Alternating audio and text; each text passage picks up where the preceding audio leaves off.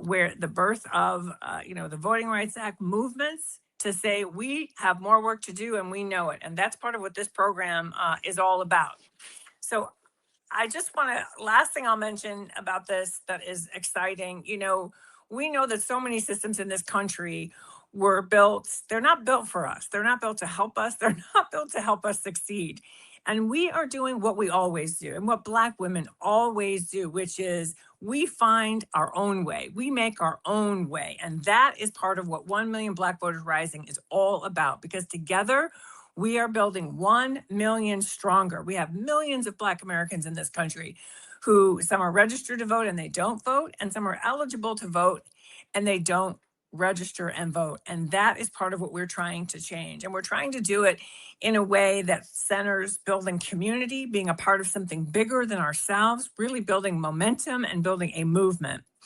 So now we're going to get started, and it is my absolute honor to introduce my co-chair. She is a woman, she's a dear friend, in addition to a partner in crime here, good trouble, I should say, a partner in good trouble. Her career has been defined by building power for Black women, and that is the esteemed attorney, Holly L. Holliday, also president of Sisters Lead, Sisters Vote. Hi, Karen. Hi, Holly. I can't believe we finally got this off the ground. It's so amazing. It is. It's very exciting, and I know you're looking at the chat, and I see Houston. I'm looking at the chat. Right? It's just great. It's really exciting to see people joining us from all over. I think people are really ready for this moment. They are ready to get going. We are ready to get going. I'm ready to go right with them.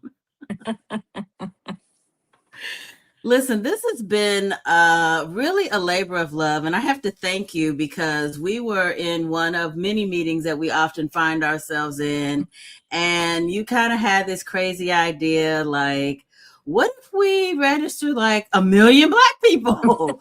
And so, and here we are. And, I think the most exciting thing about this really is that it's Black women led, but it's really for everyone, that we have decided to come together collectively, 12 organizations. The leaders are here with us tonight, and we're going to hear from them all. But we know that we have been the center of leading change. We organize, we march. In fact, we just marched on Saturday, and you did a fabulous job on the communications part of that. We're canvassing. We are turning out numbers, and what we have to keep reminding ourselves is that we are powerful. They would not be coming after us like this if we did not have real power. And you know what? I think it's time that we showed them what real power looks like. And it didn't start tonight, but it's going to continue tonight. The other thing that I want to talk about, that I want to make sure people understand, is this is not a 2026 program. This is a program that we're going to be doing in 2026, 2027, 2028, because we are going to continue to grow and continue to build power. Make no mistake, a lot of this is about power, and we have it. And now it's time for us to get it together and use it. All right. So tonight, as I mentioned, and as Holly mentioned, you are going to hear some really extraordinary women in the movement. These are women that I know I'm honored to call friends. I'm honored to work with them, to learn from them, to be just in rooms with them. But we're going to start with someone who has been a mentor to me, she actually was my boss many times. I think she still thinks of me that I work for her, even though now we're colleagues, because, once you work for somebody, you're they always kind of see you that way. I'm just teasing. But she is really a part of the heart and soul of Black Women's Leadership Collective, and just really help make us get to this point. So to ground us in this moment, who else other than someone that you just can there are just not enough words to describe her excellence. But she deserves a huge welcome. Please join me in welcoming Bishop Leah Daughtry. She is the convener of the Black Women's Leadership Collective, or co-convener of the Black Women's Leadership Collective, and co-convener of Power Rising, and lots of other fabulous titles. So, Leah, thank you for being with us. Thank you both, Holly and Karen, for working so hard to get us to this point. We are so thrilled to be here and to see so many good folks joining us tonight. I am Leah Daughtry, and as Karen says, I am the co-convener of Power Rising and also of the Black Women's Leadership Collective. And I'm also a member of NCNW and a proud member of Alpha Kappa Alpha Sorority Incorporated. And it is my great joy to share some words with you as we get started today.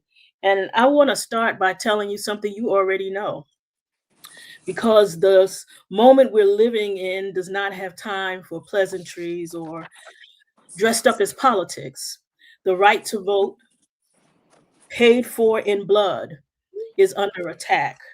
The right to walk in this country with the full protection of the law, under attack. The right to build a business, to own a home, to send our children to the school that will tell them the truth about who they are, under attack. Right. And let's be clear, this is not accidental. This is not the weather. This is not the natural drift of history. This is deliberate. This is coordinated. This is funded. This is on purpose. So I'm not going to come and spend time with you tonight and pretend that the house is not on fire. I'm not going to perform calm when the people I love are catching the smoke. I came here to tell you what time it is and then to tell you what we are going to do about it. Now, somebody in here might be tempted to feel afraid, and I understand that, but I need you to remember something. Black women have been here before. And every single time democracy has been in crisis in this country, Black women have answered the door. And when they tried to write us out of the 19th Amendment, Ida B. Wells refused the back of the suffrage parade and walked her own self to the front. Mary Church Terrell kept knocking on doors that kept being shut. And we kept marching anyway because we knew that suffrage signed on paper and suffrage practiced in the precinct are two different things. And we were going to close that gap with our own 2 feet. When they met on the Edmund Pettus Bridge in Selma, it was a Black woman, Amelia Boynton, knocked unconscious on that pavement. Diane Nash was already drawing up the plan. Septima Clark had already taught the teachers who taught the marchers. And it was the Black women who got back up and got back in line and got back to work. When Mississippi tried to bar her from the Democratic National Convention in 1964, Fannie Lou Hamer sat down in front of a microphone and said, "I am sick and tired of being sick and tired." And she changed a party and she changed a country. Ella Baker built the table. Dorothy Height set the table. Shirley Chisholm pulled up her own chair to the table. And when they told her she didn't belong there, she ran for president of the United States. Barbara Jordan stood in the well of Congress and reminded the nation what the Constitution actually said. Coretta Scott King said, "The dream kept the dream working after the dreamer was gone." And our own mothers and grandmothers, names that may never make a textbook, registered the voters, fed the marches, opened the church basements, and kept the movement going. And in election after election after election, when the analysts were searching for the margin had a name. The margin was us. This generation is not called to sit this one out. This generation is called to answer the door. Here is what we know.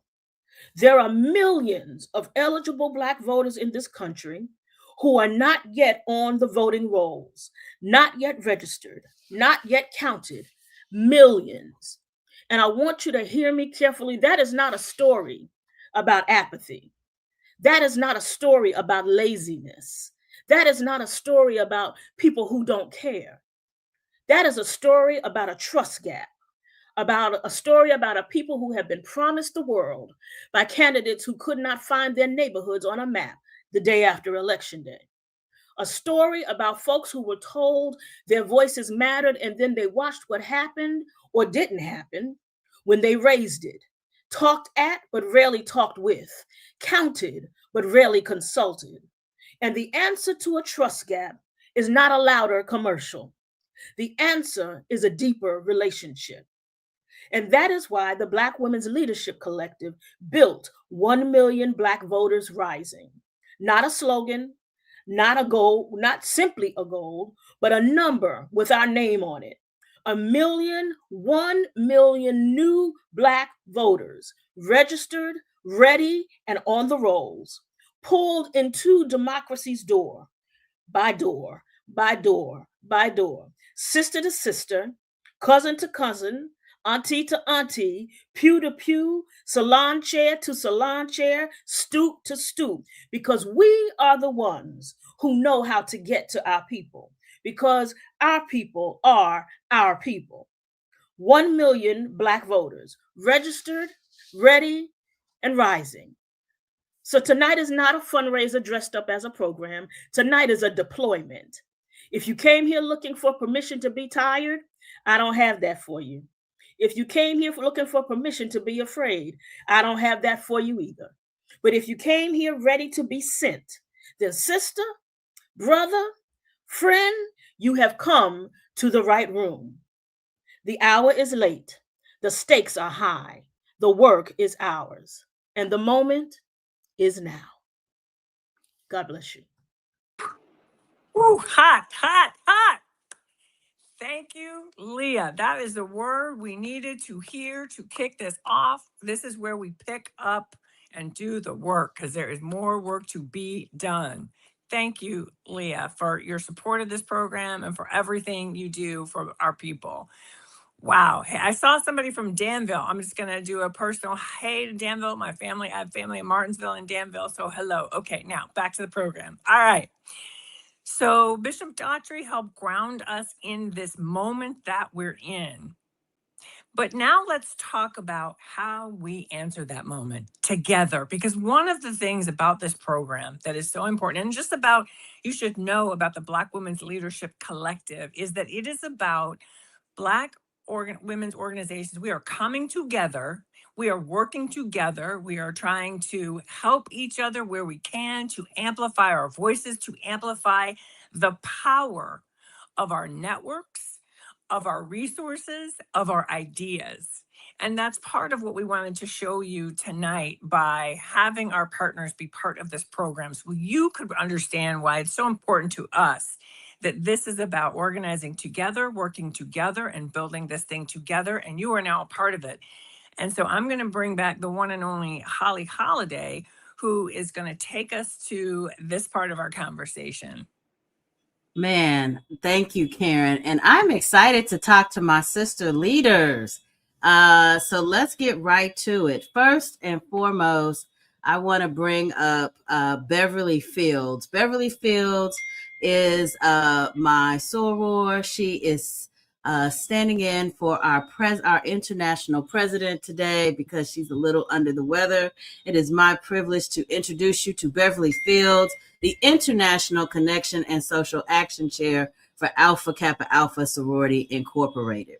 We also have joining us President Cheryl Turner, who is proudly representing Delta Sigma Theta Sorority Incorporated. And, you know, we got a packed house here tonight because we are also graced with the presence of International President Dr. Stacy N.C. Grant. This is my sister, amongst other colors. She also happens to lead us as the chair of the Council on Presidents for the National Pan-Hellenic Council. And of course, we would not be complete in the sorority vein if we did not also have our president, Marika T. Harris. Welcome, welcome, welcome. But I know y'all thought this was it. But see, we are inclusive up in here. And so we can't have this particular conversation when we talk about sisterhood and membership without President Ethel Isaac Williamson from the Links Incorporated. Sister Presidents, it is so good to have you here today. Many of the folks probably are now used to just seeing us hang out all the time. And this time we get to hang out and talk about voting. So I'm real excited to get that conversation started. But before we get there, this is not new for any of our organizations. We have been doing civic engagement and engaging the community for a while. Let me start with you, President Turner. Explain to the folks how Delta Sigma Theta has been doing this, and then we'll hear from the rest of the organizations as well. Well, thank you, Sister Holly. I truly appreciate the invitation to come on with this powerful group of women and speak to the challenges that we're facing right now. Delta Sigma Theta has been in the game a long time. In 1913, our founders stepped out and walked in the women's suffrage march, not because they thought they were going to have the vote. They knew that it was not the time for Black women. However, they knew that you should participate and be amassed together. That's why it's important that our groups here are all aligning, because we are stronger together. But earlier, Bishop Daughtry mentioned some of my sorors that were in the march: Ida B. Wells, Mary Church Terrell. We say that social action is in our DNA in Delta. Every decade has brought new challenges to us, and we face them. So now we're geared up, we are armored up to defend democracy. Democracy isn't guaranteed, and shamefully, we're at this point where we're having to address something that should have long since been established and accepted. But here we are. Delta Sigma Theta is ready. We have a plan in action, #Delta Decides, where we've asked our members each member to register at least 2 people. And with that per region, we're hoping that we can amass a huge number that we're going to fold into the 1 million Black voters. So again, we're all stronger together in this fight. Thank you for that. And that's stronger together. That has been our mantra for a little while. Let me go to Dr. Stacey NC Grant. Tell us about what the women in blue are up to at Zeta Phi Beta. Well, first of all, let me say it is a joy to be in the room with my sisters. There's nothing like being in the company of women who understand that #Stronger Together is not just a hashtag. It's what we feel, it's what we believe. I love these women that you see here because we're in the struggle every single day. As President Turner said, when we think about the origin of our organizations in the early 1900s, it was a time when our 5 founders, they were intentional about speaking up and speaking out against the societal ills of the day. And here we are in 2026. It's almost like a bad case of deja vu that we have to continue to push forward what they died for so that we could have simple rights like voting. So Zetas continue to stay engaged with the work that we're doing on the ground with local days on the Capitol and collaborating with our sister organizations, making sure that we're showing up and holding elected officials accountable. We plan for our Zeta Day on the Hill every September in alignment with the Congressional Black Caucus Foundation conference so that we can be on the ground introducing our members to the constituents and with other constituents to those members who are representing us all across the country. We've had our opportunity to make sure that our outreach and our voter education mobilization is happening, the voter protection. So our Social Action Steering Committee is hitting it from all sides. We're leaving no stone unturned. Every election is an important election. We have to make sure that our voices are heard and represented. We can't be the land of the brave and the home of the free for some people. It has to be for everybody. So we are committed with 1 million Black women rising. Our members have already signed up to be circle leaders. There's a little inside competition going on to make sure that we can get as many of our members aligned with our sisters that you see here so that we can get the job done. No one's coming to save us. We're going to save ourselves with everything that God has given us to utilize and to demand justice for all. Oh my goodness, justice for all. And you know, we're not mad at folks who want to sign up to be circle leaders. And if some of you are thinking, what's a circle leader and how do I sign up? Well, go to 1millionblackvotersrising.org and you can find out all about it, or 1mbbr.org. But listen, we're not done yet because we've heard from two phenomenal organizations, but we got more to go. I want to turn to President Harris. President Harris, what have the ladies in blue and gold been up to? Good evening, everyone, and thank you, Holly, for bringing this collective group of women together. Everyone has said, as D9, we are stronger together in our impact in the communities that we serve. But the ladies of Sigma Gamma Rho, through our partnerships and programs, we have cultivated generations of women who understand the importance of advocacy, civic engagement, education, and empowerment. And through our strength in advocacy and numbers, the strength of our membership allows us to move with intention, as we say, one Sigma. Whether it's through our voter engagement, health equity, educational advocacy, or social action initiatives, we are aligned with our sisters to rock the vote, to ensure that we are registering members, that we are showing up to vote, that we are encouraging others and letting them know that their voice is important. We are also aligned with our Activate campaign. And Activate for us means to advocate for equity, justice, and opportunities, collaborate with our community and partners, transform lives through service and leadership, vote and encourage civic participation, ensure to amplify the voices of the underserved community and take action to address critical social issues, and E, to empower future generations through engagement and service. So we are excited. We are ready. We know that the time is now. No one is sitting at home. No one needs to sit back and wait for someone else to do it, because it's time for us to get up and show out in this moment. So thank you. I love it. Get up and show out. Come on. And listen, all of you all, I don't know, you probably are focused, so you're not looking at all these things happening in the chat, but all the colored hearts are showing up everywhere. I have to go to what is happening with the links. Tell us about how Linkdom is showing up, President Isaacs Williams. Absolutely. Well, hello, everybody viewing these sister presidents.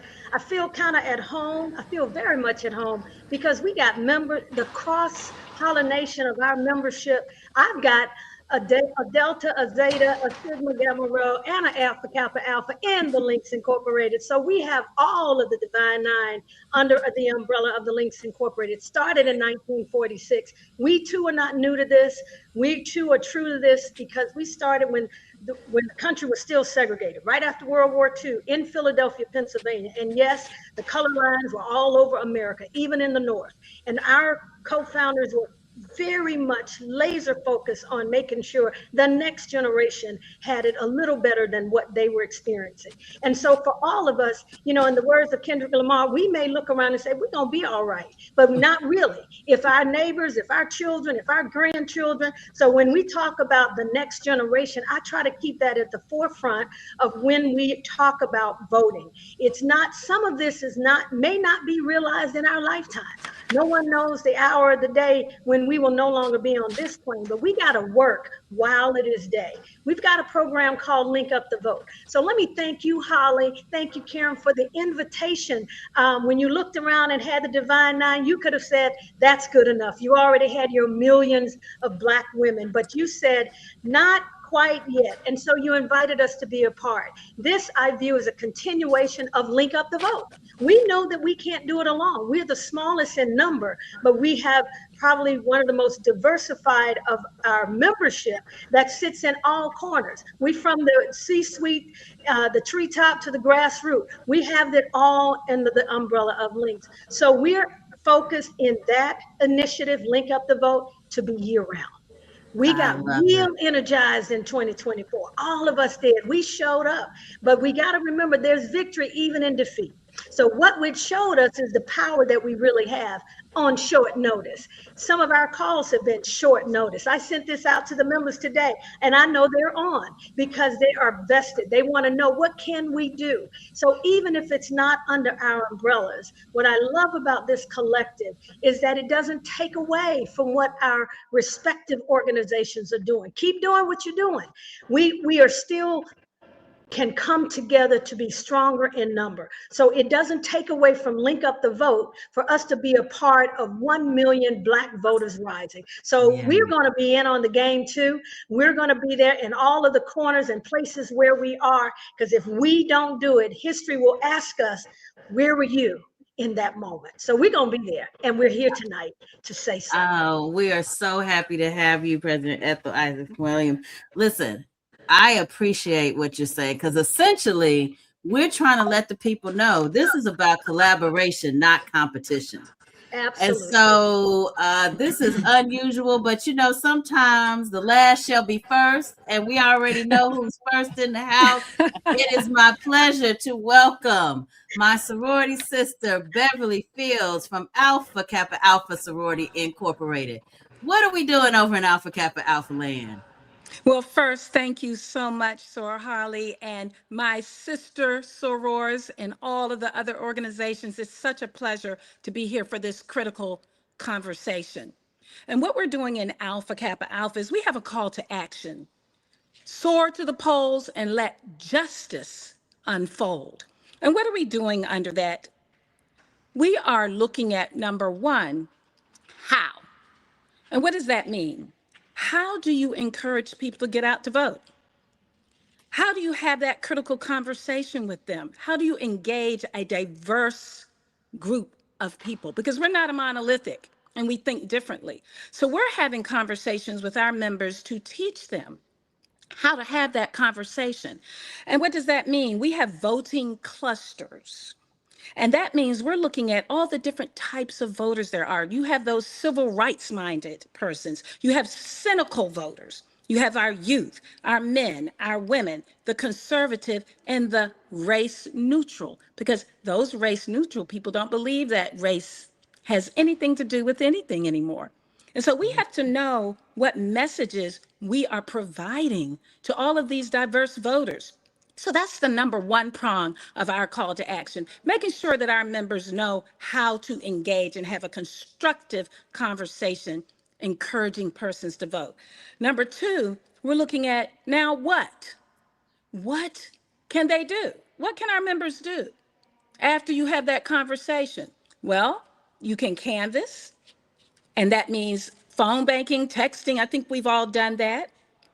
In person, your neighborhoods, your malls, your shops, your block parties, your campuses, grocery stores, etc. You have to get out there and really meet people where they're at. They might not come to you. So we have to really move towards our possible voters. We're also doing bus tours, wrapping buses. That's exciting, with music, parties to the polls, election countdown messages. We're even doing billboarding and adoption of parties, precincts and polls.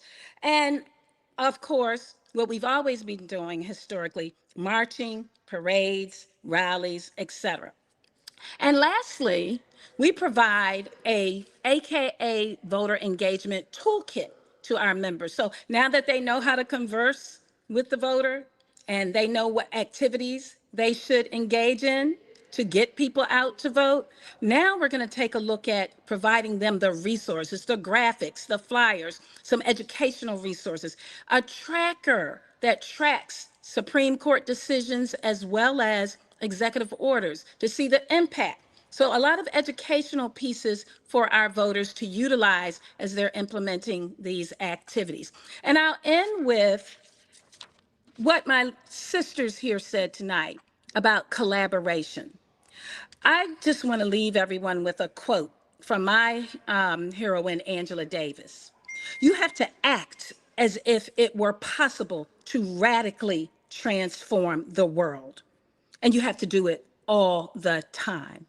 In order to do that, to radically change the world, which we all know we have to do now, we need each other. We need this collective. And that is the point of Black Voters Rising. I'm so proud to be part of this collective so that we can together radically change this world. Oh, thank you so, Beverly. I so appreciate those words. Radically change this world. Well, listen, let's leave the people with something exciting. We know that y'all are together because we see y'all all the time. Y'all are like the rolling through sisterhood. We got that. But I would like for each of you to give a little inspiration, maybe a word of encouragement of what we say to our sister members on the ground in community with each other. How would you encourage them to reach out and do what we see you all doing all the time now? How would you encourage them to do that in their communities? Let's just pick random people. Let's go with President Ethel. How about you? Absolutely. Thank you for the question. And I echo, I just have to go back to Beverly. I was about to call her soror, and we're not even in the same sorority, but we're sisters. When you talk about that education piece and speaking that language, those of us that are on the ground, meet people where they are. Sometimes we want to come with a long explanation. They're not interested in a candidate or a proposition or an issue unless they know you care about them.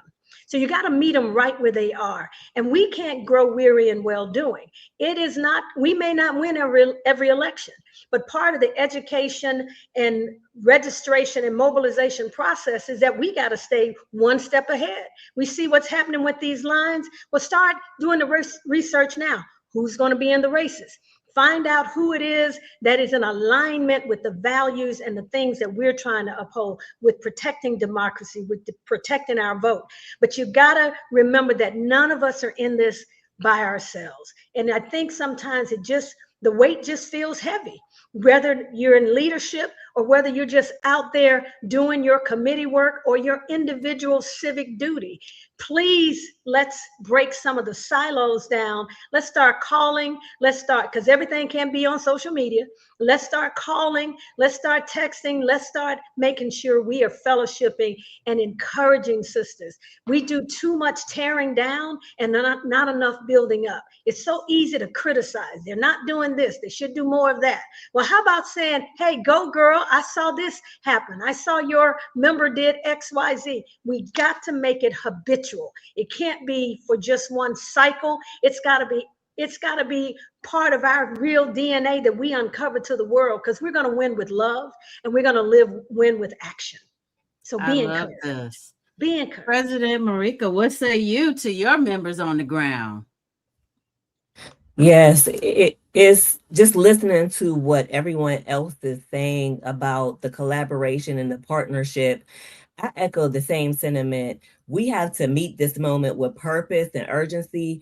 We have to move beyond conversation and get back into our communities and ensure that we are boots on the ground, literally talking to members that we want to hear what's going on with them, and how do we in turn then communicate that to those who are running for office.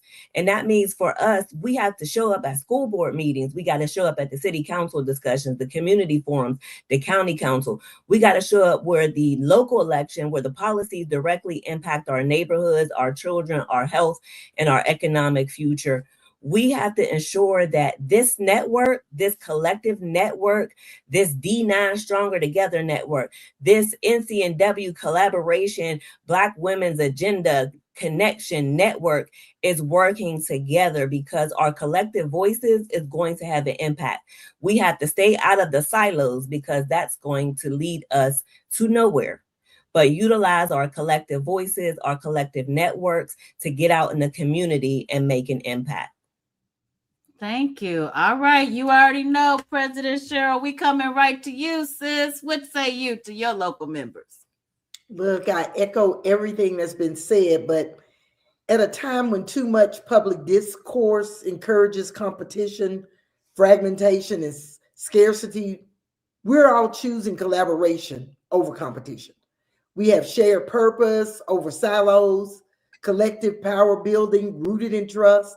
Each partner brings history, strategy, relationships, and power to this fight. And when we combine those strengths, we can reach deeper, organize smarter, and move further. Black women have always been organizers. We organize the church cookouts, we organize family and community events, and we organize in these movements. And at this moment, we're calling on Black women to engage Black non-voters. And as I've been saying to my sorors, summer vacation is canceled this year. We've got to all hands on deck and work. All hands on deck. So, Beverly, how can you contribute to that? What are we saying to our sorors in Alpha Kappa Alpha sorority? In Alpha Kappa Alpha sorority, I would say two things. One, we have to have the strength for this war. And that means that to the members and to everyone listening, you have to take care of your health and wellness, your mental health, your physical health, so that you can have the stamina for this fight. So that's number one. And let's take care of each other. So when you see someone that might not have as much strength as you, be their wings, support them. Number two, let's look at the long haul. We might not win every battle, but we have to keep our eyes on the prize so that we can win the war. And so to do that, we have to strategize. We have to ensure that we have backups, force multipliers, so that when someone may grow weary, because they might, we have force multipliers. Let's give that first line of battle a rest.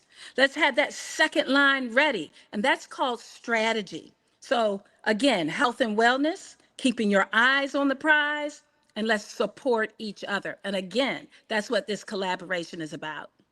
I love it. Well, Madam Double President, we end with you this segment. Take us home and tell us what you have for the local folks. Well, they've already got the memo that summer is canceled. So what I'm saying to everybody is we are the soundtrack for Freedom Summer.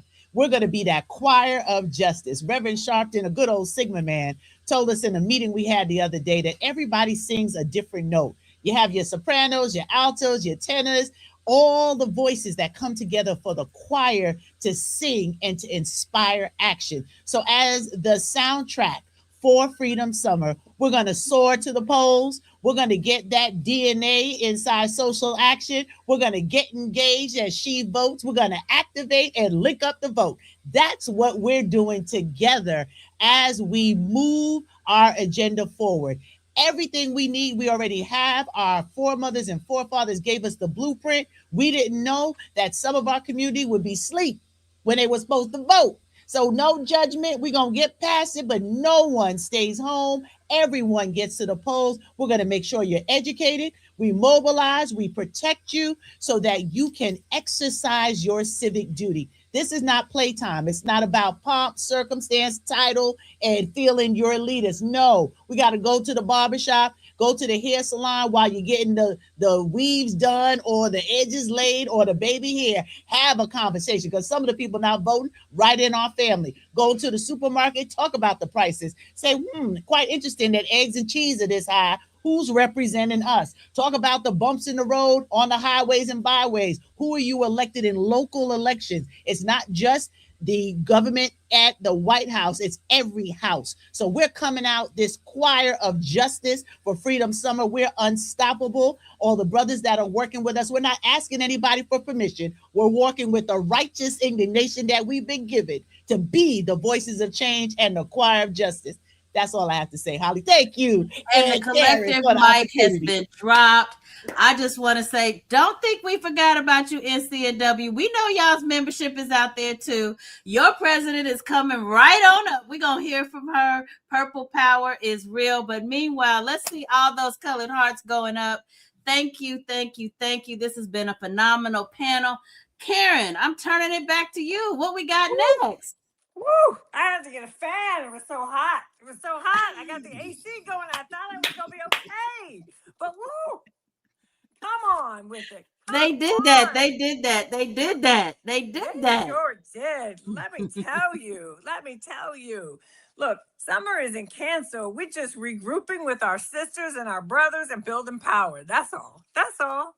And We we're gonna on have fun we doing got it. our power. That's Well, I'm gonna right. let you introduce this next panel because more power coming. All right, all right. I'm so excited. All right. So look, those women, wow, see what I'm talking about? See what I'm talking about? You can't tell me that these people are gonna beat us when this is who our team is, and all of you in this chat, on this call, on this Zoom, StreamYard, whatever you want to call it, you're part of it.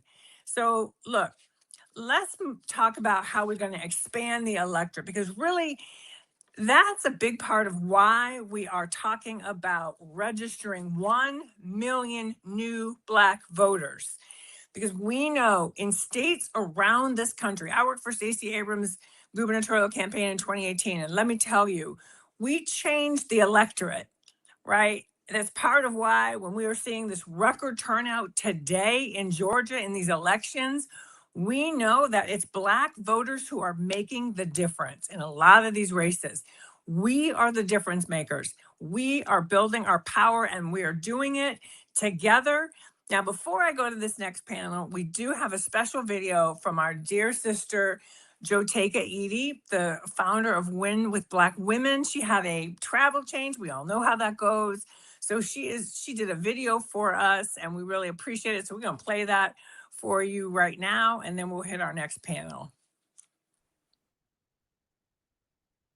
Good evening, everyone. My name is Joteka Edie with Win with Black Women, and I am so excited to be a part of this historic launch of the 1 Million Black Voters Initiative. I am deeply honored to be a part of this great moment because now more than ever, Black women and our unity matters more than anything. At Win with Black Women, we are always proud to stand in unity with all of the amazing sister organizations that have gathered here tonight, and all of you who are committed to making sure that our voices are up and at every single ballot box this upcoming election. We know right now there is an aggressive attack on our democracy, and there are forces that are betting on our exhaustion. They're betting on our fear and our disconnection. But what they fail to recognize and understand is that we as Black women, we come from a legacy of survivors and builders and dreamers and freedom fighters. And we come from a descendant of Black women organizations who have always kept going when the world has tried to tell us to stop.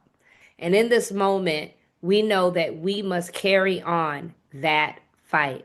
I want to give a big shout out to all of the sisters of Win with Black Women who are joining tonight, and a big shout out to the nearly 700 sisters from Win with Black Women who have signed up to be a circle leader. Those of you who are committing to make sure that at least 10 people in your circle are getting all of the tools and information that they need to make sure that we are showing up at the ballot box. Sisters, in this moment, I am reminded of the wise words of Dr. Coretta Scott King, who reminded us that struggle is never ending. She reminded us that freedom is never truly won, and that we win it and we earn it in every generation. And now this is our moment and our time to ensure that we are carrying the rich legacy and the baton. Our unity is everything. Our power is everything. And we are so excited and honored to be a part of this historic 1 million Black voters rising. Let's rise. That was beautiful, Joteka.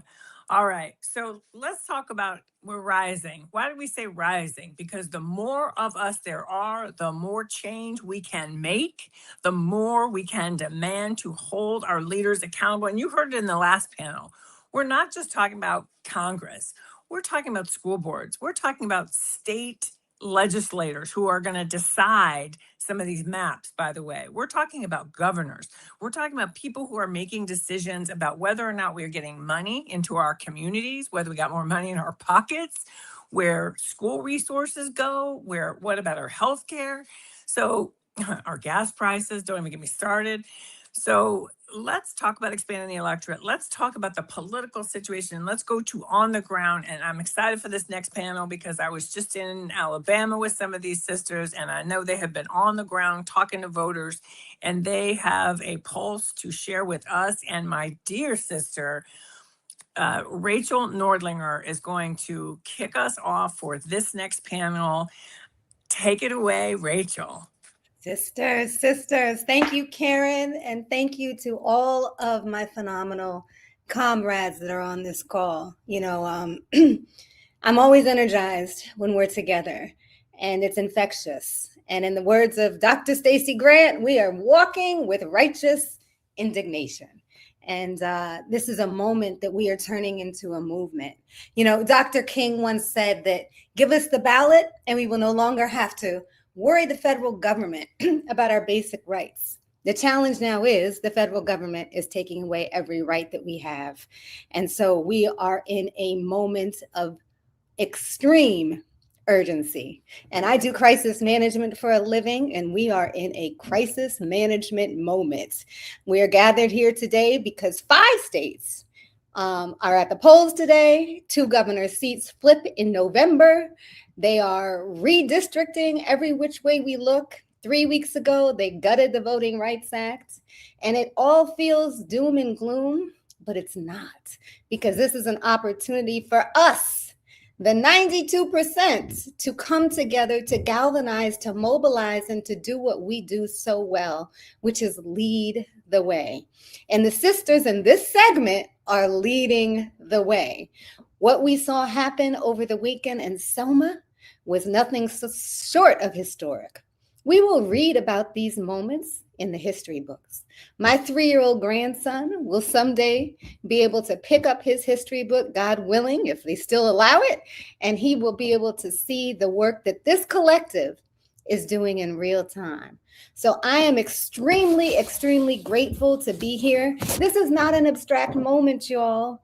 The redistricting is so urgent that in real time, we are at risk of losing so many things that we have.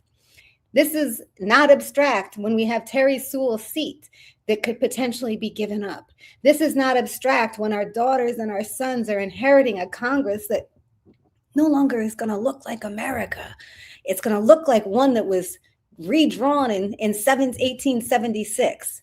So here we are. I'd love to get right to it by bringing forth the amazing sisters to the stage. And so we can just get right to the issues at hand, which is action, turning demonstration into legislation, turning this moment into a movement.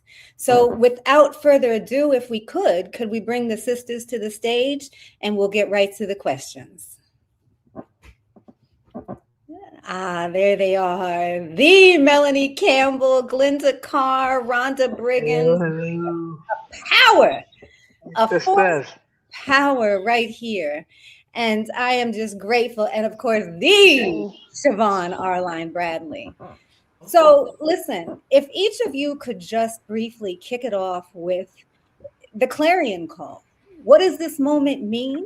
What are you doing collectively and individually to galvanize us? And what are our marching orders, literally, to get folks to the ballot box? Well, I'll jump in. I just got back from the basketball course. We made it on time. I'm so glad to see everybody tonight and see all the sisters here. I think one of the things that's really important to note is that the clarion call is really centered around how Black women decide to activate their power and their influence. We keep talking about power. What power looks like moving people towards action. And what you see before you are not only leaders of institutions that either have members or movements, but also have strategized behind the scenes, because some of this stuff, y'all, we're not going to talk about tonight. I want to go ahead and make that clear. Some of this will not be televised, but there are some specific things we can say. I mean, one Power Up Ready to Vote is NCNW's response to this 1 million Black voters rising. The Power Up work is really specific, and this is an opportunity for you all in your organizations and people that are not a part of organizations. I saw it in the chat. What if you're not a sorority? You are a Black woman. You are in the sisterhood of Black womanhood. Come on, somebody. So it doesn't matter if you're affiliated with an institution. It matters if you are affiliated with the movement and the work. And so what we've tried to do is identify some of the key ways to target 18-year-old seniors in high school, college freshmen through seniors. That has been a major target for NCNW. Our fastest growing membership is in that age group.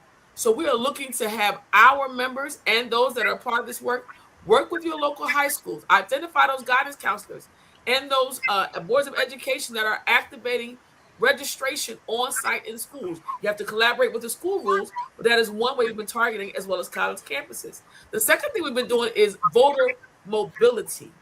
One of the things that we found in partnering with some of our vote rider folks is that there are many members of our community that are living with a mobile disability and are unable to physically either get to the polls or need some support with mail-in ballots. And because of all the challenges we've had, we've decided to partner with a number of organizations to physically take families to the polls. The reason why we're doing this direct action is because we understand that every single vote counts. And yes, with all of the things that have been happening in the country, my sisters, we are going to be the answer to the question. We saw it. I looked at the stats. Over 46% of Black people showed up in the state of Louisiana. I want to shout out Louisiana. When they did not believe that we were coming out to vote, Black people showed up to vote on those constitutional amendments. They voted for those Senate candidates. So do not sleep on the work that's happening. Our sisters here, some of them were in Alabama. I was in Louisiana because I had to be there. But guess what? We mobilized across the country at the same time. Here's the last thing I'll say. What I want us to do is work on this dis and misinformation that is happening. Do not share content, my sisters. Filter out the messaging that is going out from your pages. Let me just tell you something. We are going to have to be on top of understanding the intentionality of bots and infiltrators into our messaging. And what Black women know how to do well is get the right message to the right people for the right moves. And those are some of the things that NCNW are doing. I see you all in the chat. Yes, all those organizations are a part of NCNW. Sister Mel's on our board. We got family here tonight. But we also want to talk about we're in over 500 cities across the country on 113 college campuses. There's nothing that Black women cannot do without the help of God and without this righteous work. We're going to get this thing done. That's why Georgia is already moving in the right direction. Come on, somebody. Check the polls. Come on. That's such an important point that you raised, Siobhan. Misinformation and disinformation. And I'm always talking about it because many people don't even know the difference. Misinformation is something that you may not know is erroneous or wrong. But disinformation is a very calculated, highly funded strategy to suppress us. And so it's important, as you said, that we're able to deconstruct and really to understand the difference. So Mel, I'm gonna go to you because what you were able to pull off under your leadership with others this previous weekend was nothing short of historic. Give us the state of play, sis. Well, so first of all, it is so good to be in this community of boxes with you all always, and just it was a blessing, this past weekend.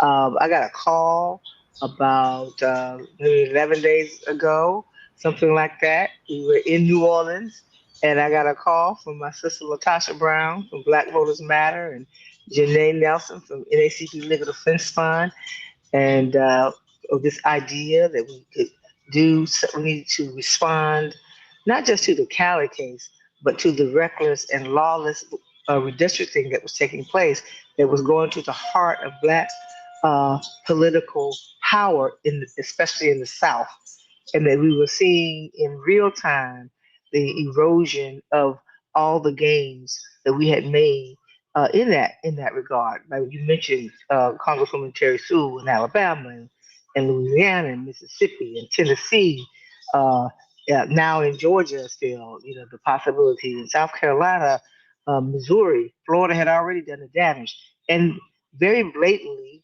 uh, going after black congressional members to erase black power on that level. But it won't, and we know it won't stop there. But what we have seen is a sleeping giant of being awakened. So we came together, and in 6 days, quite frankly, with all of those on this call now, and those that were on this last segment, and many others, over 220, I'm gonna get the number wrong, over 200 organizations, but not just national organizations, not just those organizations that have been around, but grassroots organizations from local, states, and national, because there's an African drumbeat going. We know when we're under attack in a different way. It came across generations, and quite frankly, we were just trying to get 1,000 people there, and guess what? Over 5,000 people showed up. And then what also happened?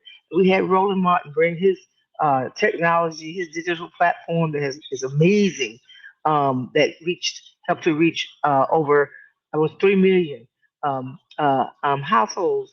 Uh, and we went back to Selma. We went back to where we actually gained our citizenship, because right now we're not full citizens in this country because of what's happened to the Voting Rights Act enforcement. So we went back to Selma, and Sister Siobhan knows well that Pastor Mike and Bishop Leah Daughtry and many others, Tracy Blackman, they pulled together clergy from across the country. And we walked across that bridge not as a reenactment, but an affirmation that we are in a new era and a new voting rights movement. And so when people say, well, what I would have, should have, could have, would have done had I been there, well, now we're here. So this is your opportunity and all of our opportunity to say, are we, and I don't believe, I know in my heart and my spirit, we're not taking another 61 years to regain what we have had the benefit of our predecessors. So the fight will continue. We're going to be in Mississippi tomorrow on May 20th. And we're going to continue to build on that and connect the dots for folks. Because, and really quickly, one of the things that one of the young brothers said to me, he said, a lot of my friends feel like, well, we've lost the right to vote. We've lost the ability to elect our candidates. I said, what state you live in? Do you have a statewide race? There's a governor's race in Georgia last I checked. There's a governor's race in Florida last I checked. And the statewide races, and what we are seeing with the turnout, and Sister Siobhan just mentioned in Louisiana, we are not asleep. And I'll stop there because I want to hear from my other sisters. But the fight is on. The movement has begun. Thank you, Mel. How can people support Mississippi tomorrow, just before you? Support Mississippi. Go if you can. If you have people in Mississippi that support, because it's really lifting up the attacks on the voting rights in Mississippi, but they have statewide races as well. So get involved where you are. And this is not you can go to All Roads Lead to the South to get more information on what we're doing. But it's not just a Southern thing. One of the goals we had was to nationalize it so we understand this is about all of us. And so goes the South, so goes the nation. Ain't that right, Rhonda? Amen, amen. Glinda and Rhonda, what say you? Both of you are on the front lines every day, every hour. Give us our marching orders. You want to go, Glinda? I'll go and leave the state that everyone is talking about for the closeout. So Rhonda and I spent a lot of time, obviously, around expanding representation, and particularly expanding the representation of Black women in elected office from your local office all the way up. Part of this backlash is the fact that the recognizing that Black women's voting powers changes elections, right, at the margins. It's the 92%, it's the 96%, it's the 98%. And so reconfiguring voting, restricting our voting, is they're recognizing our voting power. Over the last 10 years, we've also had an increase in the number of Black women running, winning, and leading in elected office up and down the ballot. In fact, in just 12 years, we went from just 18 Black women serving in Congress to 31. To 1 Black woman serving as a mayor of a top 100 city to 8. 241 Black women serving in state legislatures, now over 400. And so there is certainly a discussion about the changing diversity of this nation. It is the attacks on DEI because the belief that there's too many Black women in C-suites, too many Black women entrepreneurs, too many Black women with who are degreed, too many Black women raising our voices about the issues that impact us. So our work is around organize and mobilizing Black women 365 days a year. This year, there are not a record number of Black women running for office, but Black women running for some significant offices across this country. And in fact, the notion that Black women have been resting since 2024, Black women have been organizing quietly and running for office. Take Georgia. Georgia has multiple Black women on the statewide ballot. And when the night is over, it is likely to be multiple Black women advancing to the general election. That people progress, and it's the push back on our progress. And so what's so important about the Black Women's Leadership Collective is that our organizations each have a role to play in the ecosystem, but the power also is in the collective. And so I think it is important, and why we're doing this launch is to show that many of our members belong to all, like they rock all of our badges, they rock all of our colors, they rock every single event that we do. It is about our work at Higher Heights is about the hashtag Black Women Vote and the group chat. And the ladies in on these 5 squares, we are in a hot group chat. We all know what a group chat is. I have my sibling group chat, my extended family group chat, I have my sorority group chat, I have my church group chat, I have the people that went to school group chat. That there is quiet organizing power. You might not think you are a political leader. That is the most powerful chat that exists. And so this 1 million Black women voters is about rising our voices individually and collectively in the group chat. And Higher Heights is the political home connecting all the dots, engaging Black political women in our leadership, from the woman who's just registered to vote to the woman who's organizing 10, organizing 20, our house, our block, our church, our sorority, our union, and our water cooler, to the woman who's running for office. So I would say this: find a candidate that inspires you and help support that person run through the finish line. We have to have diverse decision-making tables, and those decision-making tables have to have leaders that look like us with our lived experiences.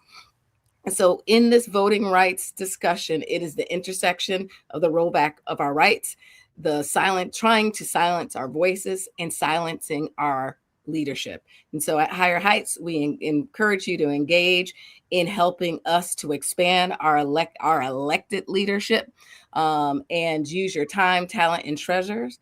Or if you're quietly sitting there going, I could do that, consider preparing to run for office, because there's an election every single year. And so as we fight and build in 26, we've got to build for 27, 28, 29, and 30. And what we've seen over this weekend, we are fired up. And when we fire up a Black woman, she doesn't go to the polls alone. She doesn't run for office alone. She doesn't cry in despair alone. It is about the power of the collective.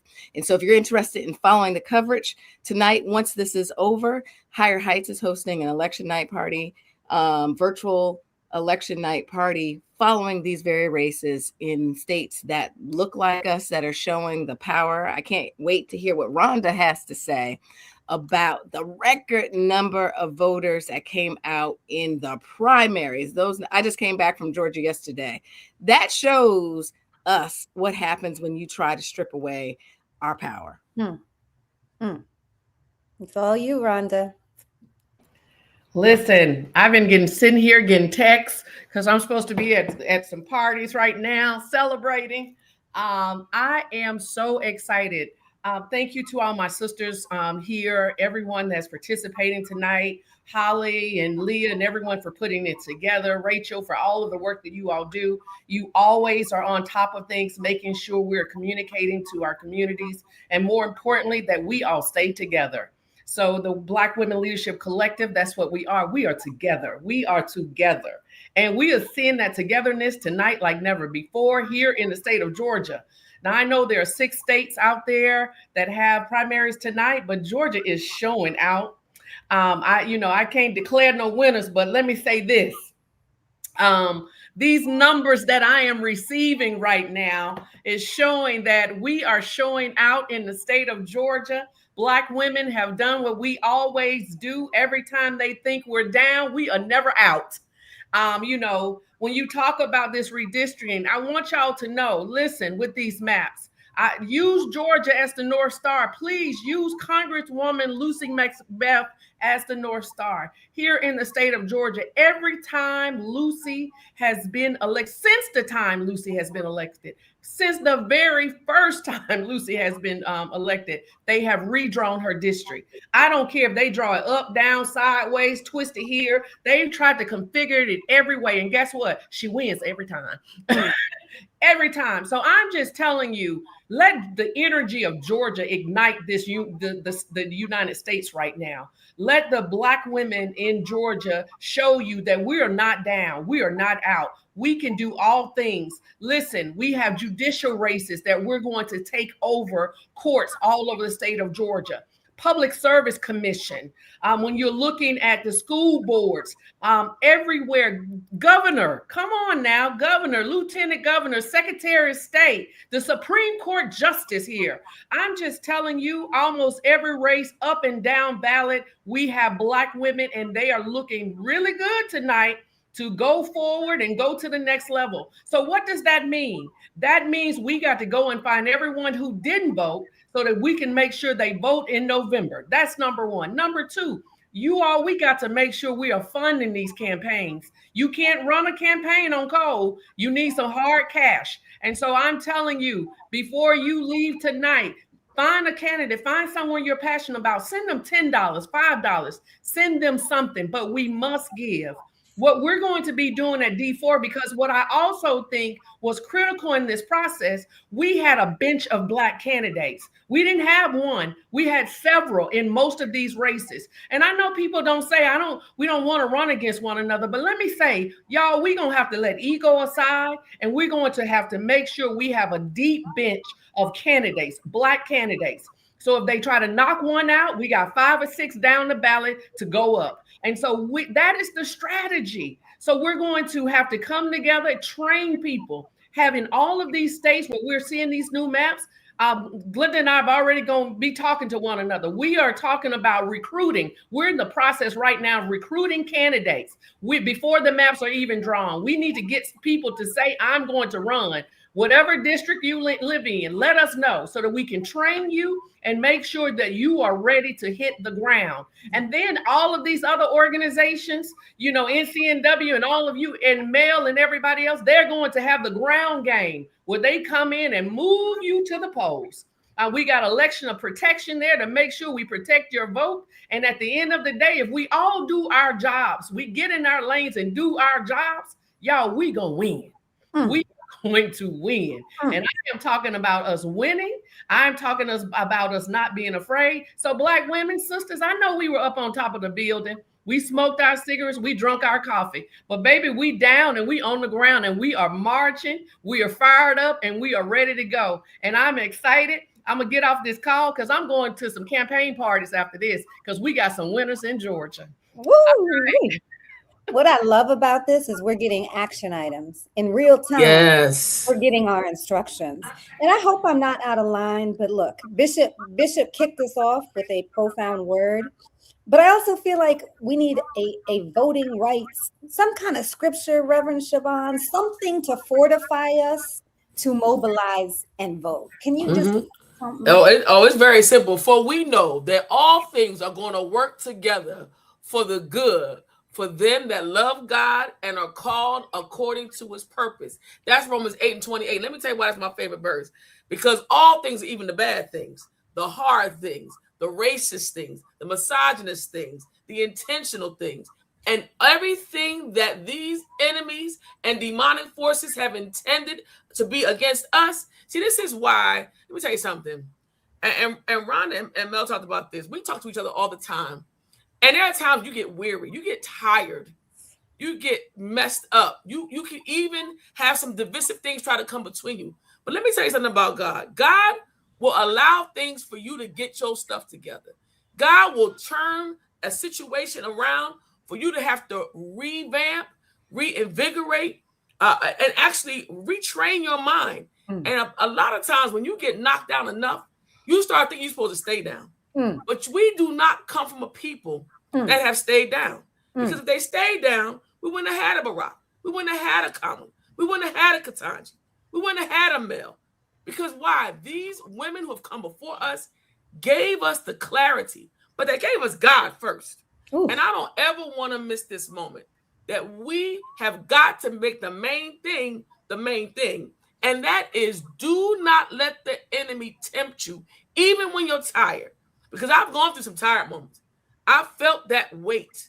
And Mel is probably the best person in the world to say, come on, we got to go, we got to fight.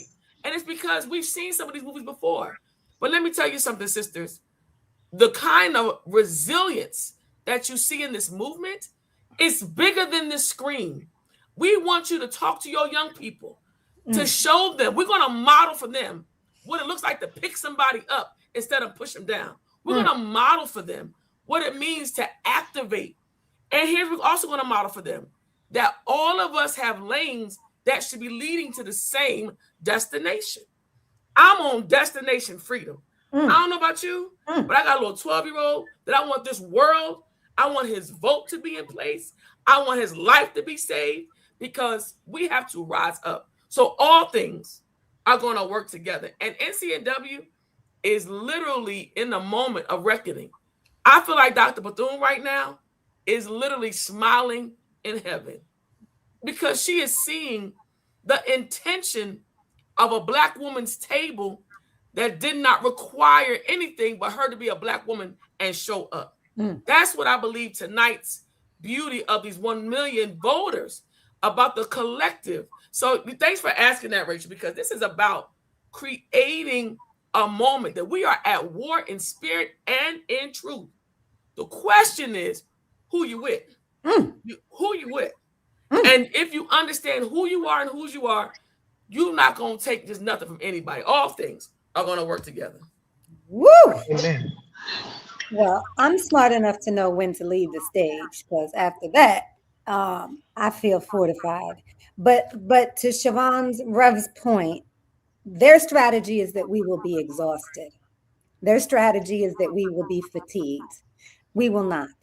We will rise up. We will continue to mobilize each other, and we will stay lifted in prayer.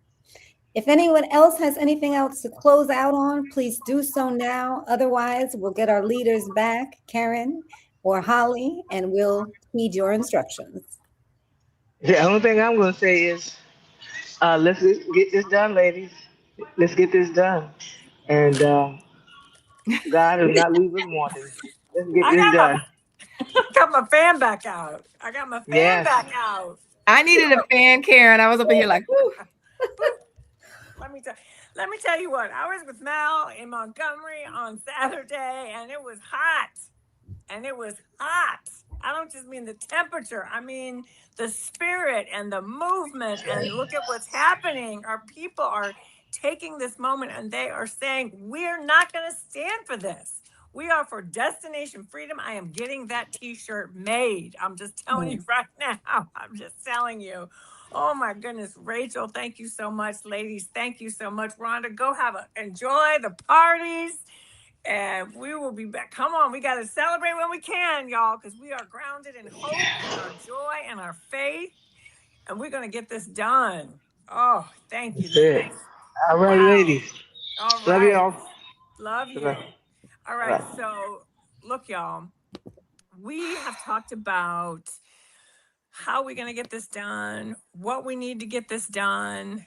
You've heard about what this movement needs from us, what it requires from us, what's at stake. And we've talked about expanding the electorate, because we know the more of us there are who are voting and making our voices heard, the harder it is for them to try to take it away. So, and then also the more we can deliver for our people. So let me just kind of go back to where we started, because now I want to talk about you, because you are here because I know you care and it matters, and I appreciate that. And you're now part of this. And there are a couple different ways you can, which is a calling in, and you've answered the call. So now let's talk about how you can be part of this movement. You know, building Black political power takes all of us. We know that. And you've heard that tonight over and over again. And we can do it in ways that we're complementing each other, that we're helping each other, we're lifting each other up. We're saying, sister, you know what? As my dear friend Vincent Evans says, sometimes we may have to sleep in shifts. And that's if that's what we have to do, that's what we're going to do. We are going to take care of each other in this moment, and we are going to win. So look, we're starting 1 million Black voters rising now in 2026. It's an important midterm election, no question. A lot of races are going to be very important to our futures. At the same time, this is a multi-year project because we're trying to build a conversation, build a muscle. And that muscle is about voting and engagement and about coming back time after time. And we're going to vote, and we're going to keep voting, and we're going to hold our elected officials accountable. That's part of what we're really trying to build here. So look, you can join through one of our partner organizations. As you've heard tonight, a number of our partner organizations, this 1 million Black Voters Rising is sort of part of a larger program that they're doing. That's fantastic. You can also, if you're not sure, if you want to, how deep and how much time you have, that's okay. Check out 1millionblackvotersrising.org. It's a fantastic website. I'll be honest, I help work on it, but that's not the only reason I think that. We had a fabulous team working on it. And there's great resources there. There is great content. And, you know, look, we know the history and the tradition and the people who died and the people who sacrificed and struggled. But at the same time, we also have to, you heard this earlier tonight, we got to reach people where they are and have conversations with each other about what matters. Why does it matter to you? What matters to you, and how that ties into voting and building power for our communities. And we got to build trust, because let's be honest, we know it. Our trust and our faith in a lot of our institutions, these institutions were not built for us. They were not, most of them not built by us. And we know that. And so, sure, we're disappointed and we're frustrated. And that's okay, because we're going to build power to keep these, help us keep these systems more accountable to us. And so we're going to have those conversations, and we're going to build trust in each other. You heard Siobhan talk about disinformation, and that's so important. We're going to make a pledge right now. I am not going to share disinformation. I'm going to check the facts before I share it. I'm going to make sure I'm helping to share positive, good information that can help people. Maybe they'll learn something about a candidate or an issue. Second way you can get involved is you just come to the site, you can check your registration, and you can sign up to just hear from us once a month. We're going to be sending out some, updates about how we're building power, places like like tonight where Black voters showed up and showed out. And we're going to be keeping you up to speed. There's lots of events coming up. So there's a lot of different ways. But I want us to close. You've heard some conversation about circle leaders. And I have to give my co-chair, Holly Holiday, so much credit on this, because this is work that she has been doing for a very long time and has deep understanding.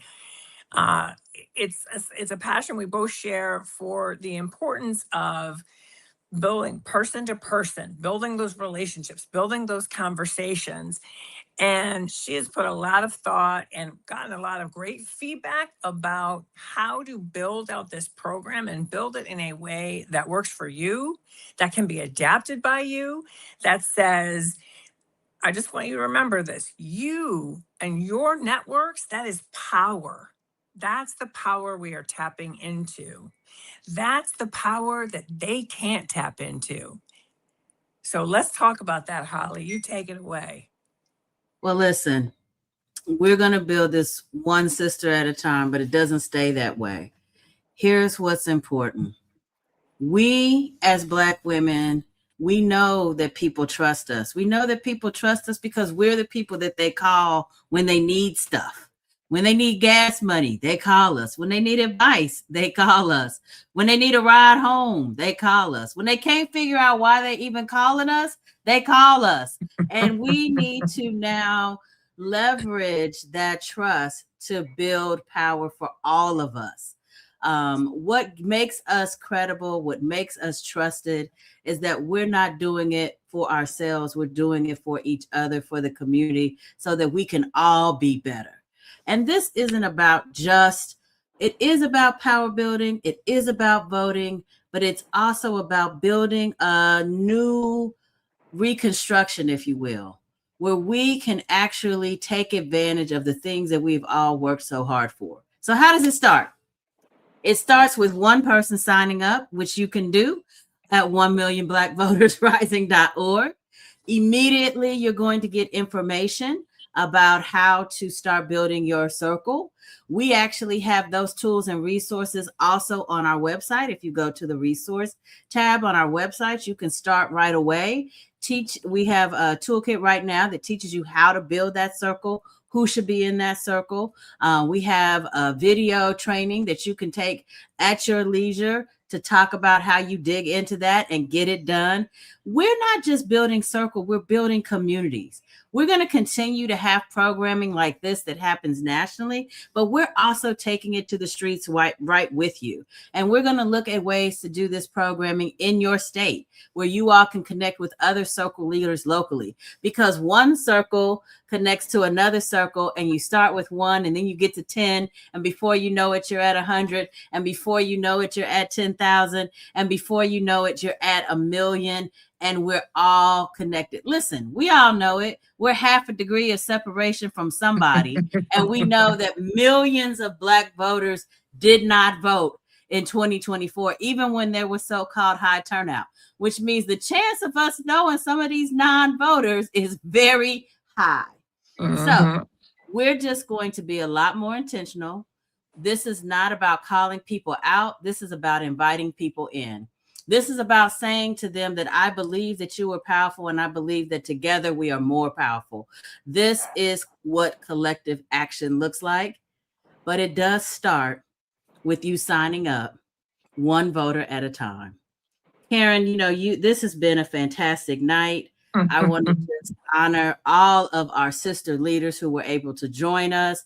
These are some women who are out getting it done, but they took the time out to make sure that we could have this moment of collective action together, and we're not done. That's right. And look, ladies, to all of you who have joined us, every one of the leaders who joined tonight did so because you matter, because you're important, and because together we are building something bigger than ourselves, because this moment is bigger than us and this moment in history is bigger than us. So I'm going to just repeat what Holly said. Go to 1millionblackvotersrising.org, check out the tools, check out what it means to be a circle leader. We need you. And I'm going to just put it out there. We may have a little contest going with some other folks who think maybe they can get to some different numbers. No, we want big numbers, ladies. We want big numbers to start. We need you. We are doing trainings. There's going to be tools. There's going to be content. I'm telling you, we got more great stuff coming. So this is just the start, is where I want to leave it.